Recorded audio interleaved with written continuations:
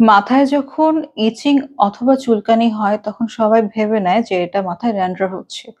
তখন ড্যান্ড্রাফের চিকিৎসা করে। কিন্তু সব ধরনের চুলকানি বা ইচিং এ কিন্তু ড্যান্ড্রাফ না। আরেকটা জিনিস আছে স্কাল্প ফাঙ্গাস। আচ্ছা ড্যান্ড্রাফ কিভাবে বুঝবেন? ড্যান্ড্রাফ হচ্ছে মেলাসেসিয়া ফারফার নামক একটা ইস্ট যেটা আমাদের মাথায় ন্যাচারালি থাকে। ওটা যদি বেড়ে যায় তখন ড্যান্ড্রাফ দেখা দেয়। তখন হচ্ছে একেবারে বৃষ্টির মতো ফ্লেক্স যেটাকে বলেন সাদা, সাদা দানা পড়ে। ওটাকে আমরা বলি ড্যান্ড্রাফ। এটার চিকিৎসা হচ্ছে 2% কিটোকোনাজোল শ্যাম্পু ইউজ করবেন। আর স্কাল্প ফাঙ্গাস ওটা হচ্ছে এক ধরনের ফাঙ্গাল ইনফেকশন মানে ছত্রাক। ওটার চিকিৎসা হচ্ছে আপনাকে অ্যান্টি ফাঙ্গাল ওষুধ মুখে সেবন করতে হবে।